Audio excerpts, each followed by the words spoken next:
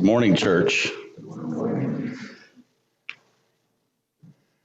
Well, for the 10th time today, happy Mother's Day. When I think of Mother's Day, when I was, not, it wasn't even asked, I volunteered to do this because it means a lot to me. Mother's Day has always been a sort of a bittersweet day for me.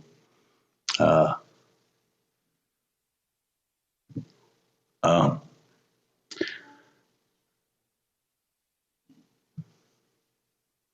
didn't really have that experience growing up.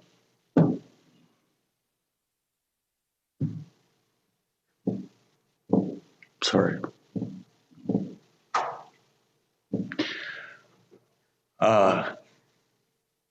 Always had a bitter taste about Mother's Day because I didn't ask to give it up. Well, that's the bitter part. The sweet part is I realize now that this was all God's plan.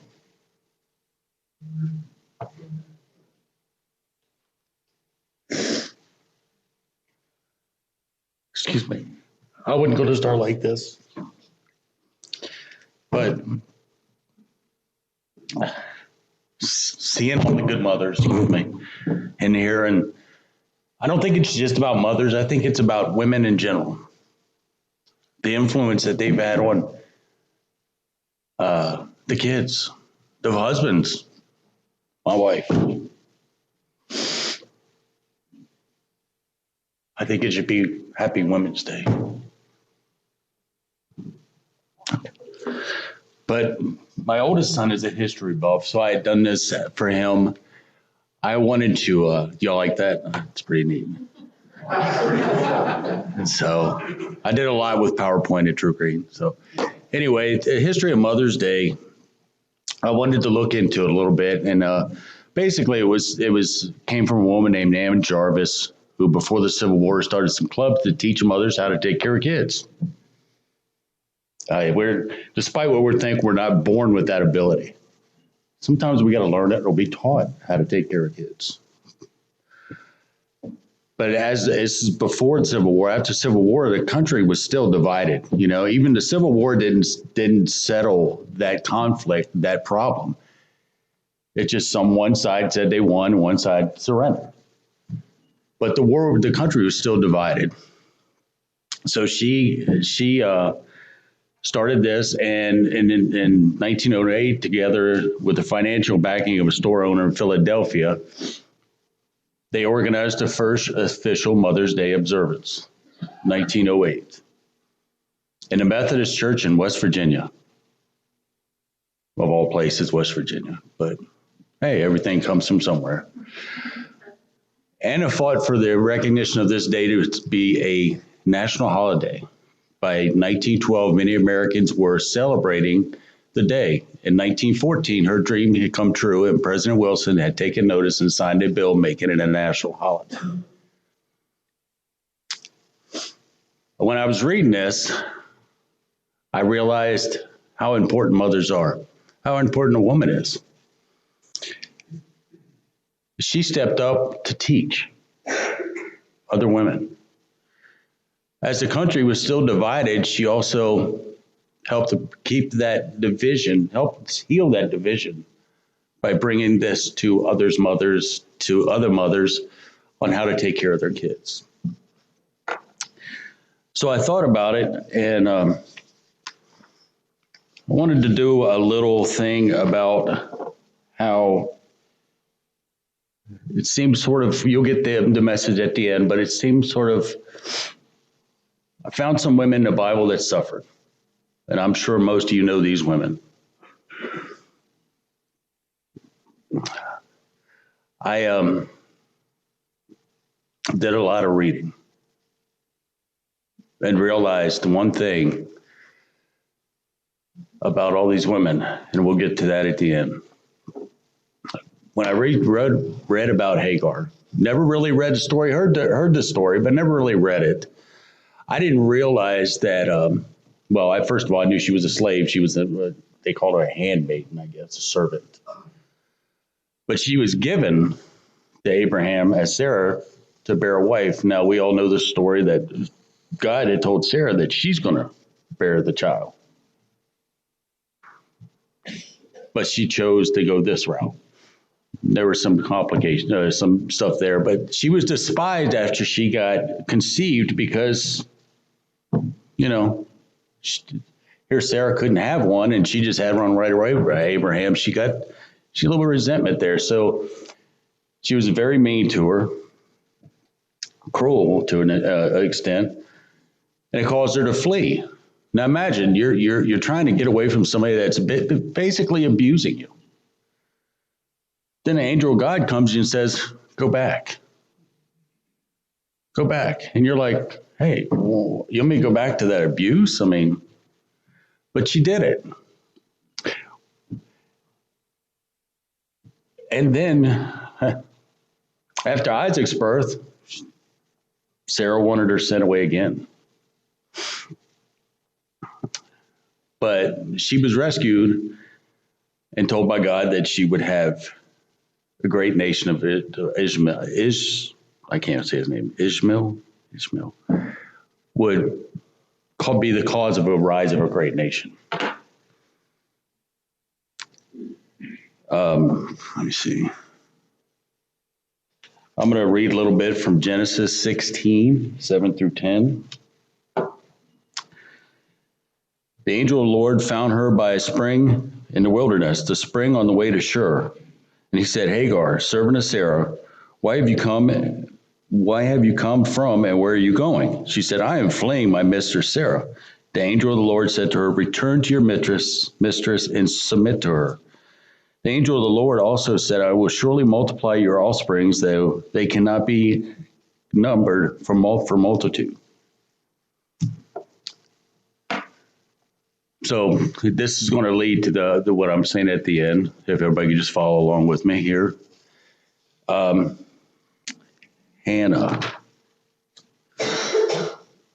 Didn't know who Hannah was personally. I knew her son, her long-awaited son, more than her. But Hannah, if you don't know, was Samuel's mother. And I know Samuel from my reading, but I'm trying to find my notes here. There we go. Samuel was a very wise prophet. Made a lot of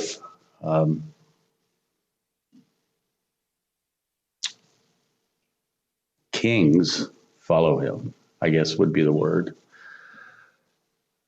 But God had a plan for Hannah, but involved pain and unfulfilled dreams. He vowed to God, if she bore a son, that she would give him back to the Lord, this being Samuel. God had a plan. We'll do a little reading in 1 Samuel chapter 1, 21 to 23.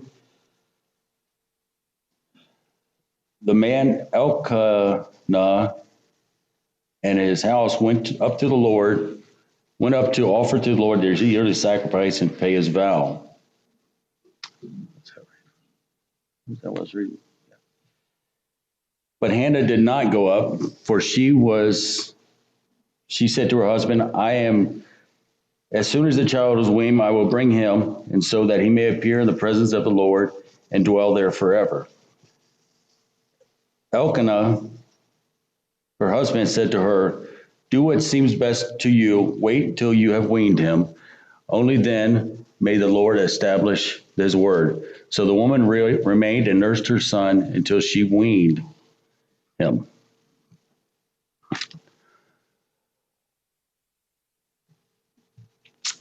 I think, when I read about Hannah, I realized that it's probably not the ideal situation for her to have a son and just give him back, give him away.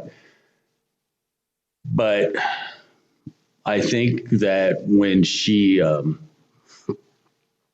prayed very hard for this son, as chapter 2 tells us, it was a long prayer about what she wanted from God and what she would love. God gave it to her. So God had a plan. I know I seem like I'm going fast. Ruth, this one made me really sad. I mean, first of all, she married and moved to a strange country. And then over a period, I think it was like, if I'm not mistaken, a 10-year period or something like that. Yeah, they lived about 10 years and all the men in the family died. Imagine being in that time period where life's a struggle itself. And now you lost all the men in your family. You know, in chapter 1, verse 7 through 15, it talks about that they went to Moab. Yeah, they went to Moab, and Naomi told Ruth and the other daughter-in-law, I want you to go back to your home. You don't need to stay here for me. Imagine a daughter-in-law so devoted to her mother-in-law that she would rather live in strife than to just abandon her mother-in-law. That's a pretty good daughter-in-law. When she had to go out in the field and she had to wait and pick up the remnants of what was left after they had cleaned the field up, just to support her and her mother-in-law. Now, we all know that in the end, she met Boaz. She met Boaz, and she had a better life. I think she deserved it after living off scraps of a field. She could have went home. She could have went home and had a real good life. She was free to. Her mother-in-law said, leave. I don't want you to have to take care of me. She chose to. The other daughter-in-law left. I'm not going to say she was a bad person for leaving. Maybe she wasn't ready for that struggle.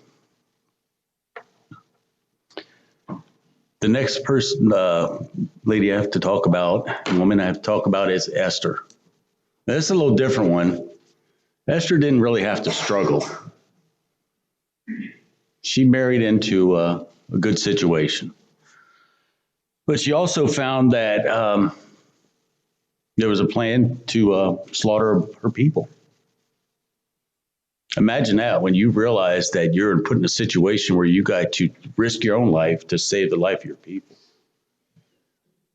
How many people could do that? I know one person that did it. Shed a lot of blood for us. He risked his life and he lost his life for us. But when she's faced with that dilemma between putting herself in harm's way and remaining silent, what'd she do? She made the right choice. I'm going to read a little bit from Esther, of all things, 4 verses 15 to 17. Then Esther told them to go to reply to Mordecai, go gather all the Jews to be found in Susa. Hold a fast on my behalf and do not eat or drink for 3 days, day or night or day. I and my young women will also fast as you do. Then I will go to the king, though it is against the law, and if I perish, I perish. Mordecai then went and did everything as Esther had ordered him. She made the choice knowing that she could be taken, her life could be taken, and nothing would be done about it. So she put herself in front of, she put her own safety aside for the safety of her people.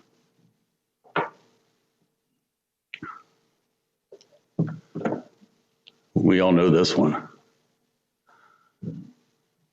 Imagine, and I'm sure we have, I mean, not to the extent that she has, but imagine the great joy of holding a baby. We all have held a baby. Man, it's an awesome feeling when you hold a baby the first time. I keep telling my kids, I'd like to hold a grandchild one day. My 31-year-old is not listening very well. I keep telling my wife, I said, Robert's going to give me a grandchild before the other two. They're older. I guarantee it. But to behold a baby that was given you by God because God felt you were worthy of it. a baby that was brought here to save his people. Imagine the joy of that you got to raise this frail little child that was going to save his people. And imagine the pain of seeing him tortured. I've seen him hung on a cross, whipped, for nothing more than living a sinless life and preaching a word and telling people that God is coming. God's here. God wants his church to start. God wants to save you. Jesus could have, we all know the saying, he could have brought down 10,000 angels, saved himself. He couldn't. He knew what he was there for.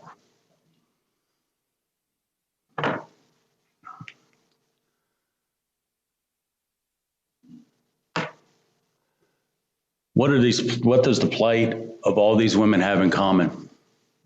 I think I covered it. I think we all are brought. God's in all of our life, does this to all of our life.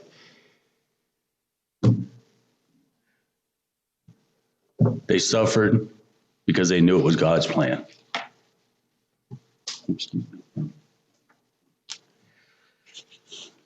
We could easily throw up our hands and walk away when the struggle hits us. When a hard time hits us, we could easily give up on our family. Me and my wife had hard times. We met in almost 20 years ago. The first, when we first moved, when we were first together, first few days we spent in a car, backseat of a car. Then we spent probably how many months? Probably 2 or 3 months in a hotel, rent by the week. We were moving up. We had a microwave. I will never eat meat out of a can again. And I'm not one to miss work, but because of meat in a can, I had to miss work one day.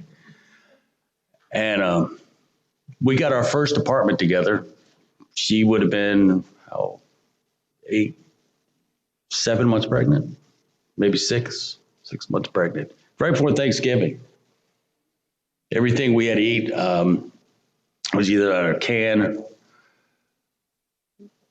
I don't know if some of you older folks, and myself included, might know if you've heard of Carl Budding lunch meat. It's so thin you can see through it. And it's not, I don't think it's meat. I don't. But we ate a lot of that. That was my lunch pretty much every day for 3 months, on a sandwich with some cheese. So when we got our first apartment, we went hog wild with cooking. We could have fed everybody in here, couldn't we? We cooked the turkey and stuffing, mashed potatoes, green bean casserole, rolls, all this stuff. And it was just me and her. Robert was in her belly, but he didn't know. He was probably there and going, this is nice. This is nice, yeah. Nice is nice. So, but we could have easily said, she could have easily said, I'm not waiting around with this guy. This is not what I signed up for. She could have went back to her mom, and her mom had a nice little life going, and her mom would have been there for her, like mothers are. Mothers are always there for you. How many times have we heard this saying, I love you, but right now I don't like you very much? Never heard my wife say that. Well, maybe not to the kids. I mean, she hasn't to the kids. Sometimes she never. We could argue that one, but we could have just called it quits. We go through life and we struggle. We could call it quits anytime. What we got to remember is the struggle that we have here is not even in comparison to the reward that we have afterwards.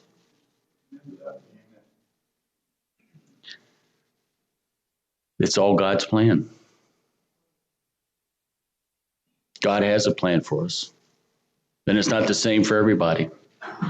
It's not the same amount of struggle. It's not the same amount of suffering. But the reward always stays the same.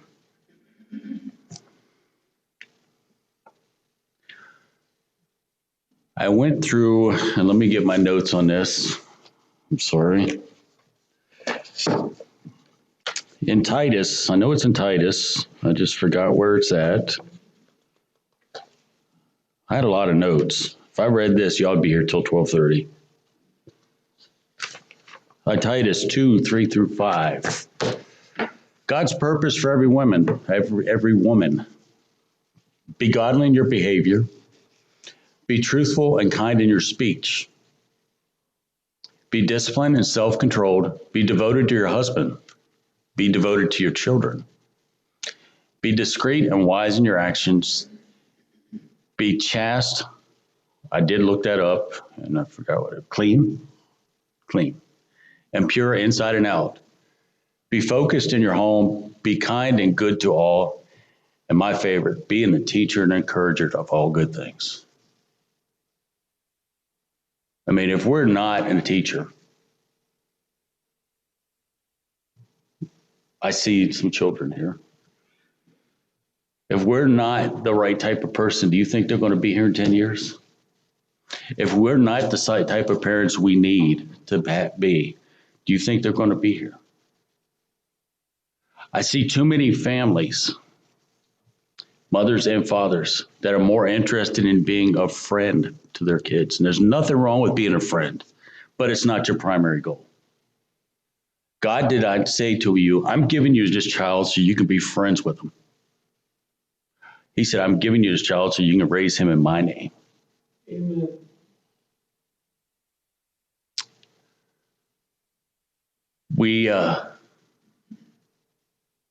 I lost my train of thought. That was a short train. Yesterday in the men's group, one of the men in there, and I'll say his name, Gilbert, said to me that I'm so quiet. I raise good kids. Why am I so quiet? To that, it's not the exact wording, but he said, I think in his way, he was asking me how I do it. I don't know. I didn't know the answer. I'm sorry, I didn't know the answer. Now I do. It's right here. It's right here. I thought about that when we look at the Bible, we all think of it as an instruction manual for us. We have such a good father, don't we? He didn't say, don't do that. He said, I wrote it down for you. He didn't want us to suffer. He didn't want us to learn from mistakes. He wanted us to read the Bible so we know what the mistakes are. I also heard David this morning, his class, when he was talking about we can read the Bible, but we're just reading the words. Or was that yesterday in men's class? I can't remember. Both of them. How many times have we done that? How many times have we read the Bible? Hopefully every day. How many times have you studied the Word? Because me and my wife get in some pretty good discussions while we're doing our delivery thing. And I try to remember things that we talked about. I go to the Bible. And it's amazing how I can read a chapter in the Bible and get very little out of it. But when I study that chapter, it's that fountain comes alive in me. The fountain of life, the fountain of water comes alive in me.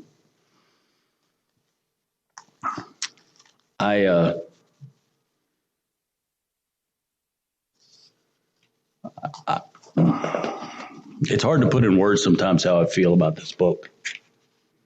I find myself in the middle of this week, I found myself in the middle of a farm on what's the road? Eagle Road, West Eagle Road. I had something in my head. I stopped my machine in the middle of this 25 acres, or no, 10 acres. Stopped my machine in the middle, and I had to go grab. I went out and grabbed my phone, and I had to remember. I had to look up something because I needed to answer. Isn't that funny how when God puts something on your heart, you have to figure it out quick.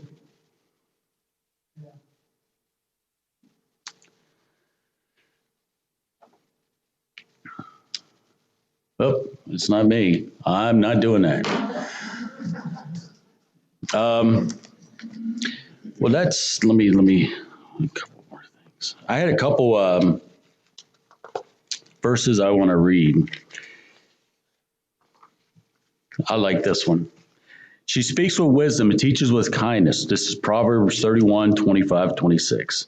She opens her mouth with discretion, and her tongue is the law of kindness.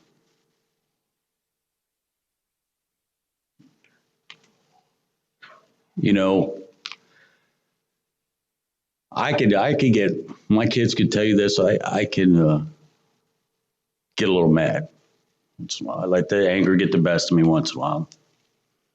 Robert can tell you it all. Apparently, he's got it figured out by my hat. Okay. Well, it turns out he's right. If my hat's on straight and it's like it's supposed to be, I'm in a good mood. If it's turned sideways or lopsided, just stay away from me. Yeah. So,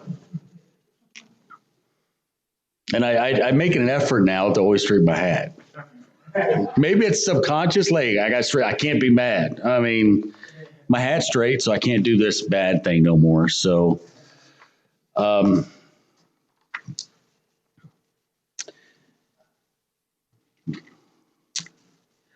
when I think about God's plan,